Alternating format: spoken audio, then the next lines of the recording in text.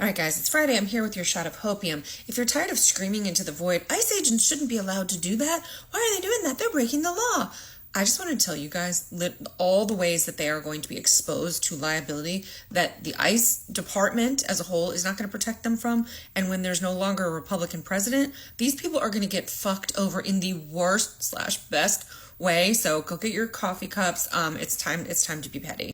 And make sure you listen all the way through to the end, because I have a little clip at the end where you're going to be able to either print this out or say this to ICE agents, because it will remind them of all these lovely little points. So first, let's deal with the levels of immunity. Absolute, qualified, sovereign, and presidential. Obviously, they don't have presidential immunity. Sovereign immunity deals with governments, not important. So then all you have is absolute and qualified immunity. Well, all of these cops, federal agents, all of them, they have qualified immunity. Absolute immunity is like basically reserved for like judges and prosecutors, but ICE definitely does not have that. So they have qualified immunity, which shields them from civil liability, civil lawsuits, except when they violate a clearly established right, like the Fourth Amendment. So bottom line, that means if you step outside of clearly established law, no, I was just following orders, I was just doing my job, none of that is going to cut it. I have some other gems in here for you. Fourth Amendment protects all persons, okay? Note that it does not say citizens, it says persons, and it has been well established by the United States Supreme Court back when they had a spine, that applies to every human being on U.S. soil, okay? Including all the people that they're saying that they're illegal, that they are arresting. So if you are a person on U.S. soil, then the Fourth Amendment protects you in the following ways. It must be backed with a warrant or probable cause, except in certain pursuits like exigent circumstances or hot pursuit, which is certainly not in play here. For ICE, basically this means no profiling, no warrantless detention based on ethnicity or immigration status. So here's what it gets really fun. Federal officers, like ICE, can be sued under a case called Bivens v. 6 Unnamed Agents. I think that was like in 1971. And basically what it did is it opened the law up, because it used to just be like state cops, local cops that you could sue personally. I'm going to explain that in a minute. But now, regular citizens, we can sue federal agents, not just the agency, but the actual federal agents themselves. So that's what when I say Bivens, that's what I'm talking about. This is really important because before this case had been heard, there was no real way for citizens to sue federal agents. Don't worry about the fact that they're wearing masks. None of that matters, because you have the body cam, you have their badge number, always have their pay stub, and their names are going to be on any arrest warrants. For anybody that they're taking into custody, their names are on there. And witness testimony, which is why it's so important that everyone films and keeps everything. And remedy, like payments that citizens can recover from agents that they sue, can cover everything from like therapy for trauma or lost wages, punitive damages, basically so that the judge is like saying, hey, don't ever do that dumb shit again, and attorney's fees. This is where it becomes really important, right? Departmental indemnification is not guaranteed. That means that like ICE doesn't have to stand up for you, doesn't really have to defend you if you were acting off the books. Even if that's what they told you to do. If their stated policy is this, but then they told you to do X, Y, and Z and you did it, your ass is on the hook. But that's only a civil suit, right? That's not the criminal side of it. They can also be charged criminally under 18 U.S.C. 242. Which is the willful deprivation of constitutional rights. It's a federal crime. With penalties of up to 1 year for violation, 10 years if bodily injury was involved, and life if death or kidnapping happened. I would not want to be an ICE agent right now. And though the DOJ is pretty selective about how they process them, 90% of these result in a criminal conviction. So if you're ICE and you're watching this, let me just clarify. This is not theoretical. If your raid violates clearly established constitutional rights, you can personally face not only prison, but bankruptcy.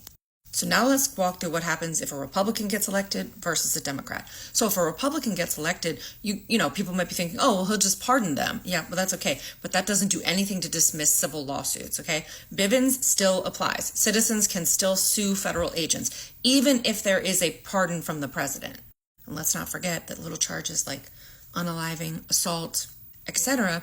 can all be pursued at the state level. Again, presidential pardons don't have anything to do with state charges. And this one has to be my favorite, professional discipline. It can result in something called decertification, which basically means you can never work in law enforcement again. Let me be clear. If you were acting within what the actual policy is, right? for your department, you may be covered. But when you step outside of that, which is what we're seeing every single day, this egregious, aggressive, brutal behavior, so the department covers you when your actions were reasonable, but when you go past that, malice and recklessness remove that protection, leaving you personally on the hook. I also think this is a great time to mention that Curtis Yarvin, who's kind of the brains behind this entire thing, is basically saying openly now that he's making plans to leave the country in 2029 because he doesn't think that this regime is going to be able to pull off the full and total destruction of democracy. And he knows full well that when the dust settles, their asses are all going to be in the hot seat. So he's making his escape hatch plan. Let me translate that for you if you're an ICE agent. Y'all are the ones getting your hands dirty, and it will be your assets and your asses on the line. And all these people, Trump, Miller, Bondi, whatever, they will all either leave or be insulated. Not you though. Your ass will be on the line. Okay, so now let's do an example. Tyler Miller and Sarah Ruiz, 35 and 28, they're Texas ICE agents. They partner on a warrantless raid. No warrant, guns drawn, zip tying children, seizing phones, disappearing people into unmarked vehicles, and one of those people is injured during the raid. Post 2028, with a Democrat in the White House, they both get sued under Bivens. So let's say like if I were arrested by two separate agents, I can sue them both if they both acted out of order. Of course, ICE says, hey, we didn't tell them to do that, right? So there goes your qualified immunity. The jury awards this family $300,000 in compensation from each of the ICE agents. And for the ICE agents, that means assets garnished, decertification, meaning you can't work in law enforcement anymore, or you can't dismiss things like this with bankruptcy. You'll still be paying it. So now let's do a super quick timeline of the future. Let's assume a Democratic win in 2028. November through January, the incoming DOJ says, hey, I want you guys to start probing. The civil suits start getting filed. January through March of, let's say, 2029, investigation still going on. April through December of 2029, we really start to see the rubber hit the road. These trials starting to hit the court now, and qualified immunity just isn't cutting it. These people are being sued personally. And by 2030, we have decertifications, people filing for bankruptcy, and some of them doing prison time. So here are the three quick talking points that you can say to an ICE agent. 1, under the Fourth Amendment, all persons have a right against unreasonable search and seizure. Not just citizens, persons. Federal agents may be tried criminally under 18 Section 242 for willful deprivation of constitutional rights. Don't forget to mention that it carries prison time. And then just for fun, mention Bivens, which means that you can sue them personally for their assets, their home, their truck, their retirement account, if they act outside of reasonable and lawful arrests. If you guys know anybody who's an ICE agent, you might want to share this video with them because they are being set up.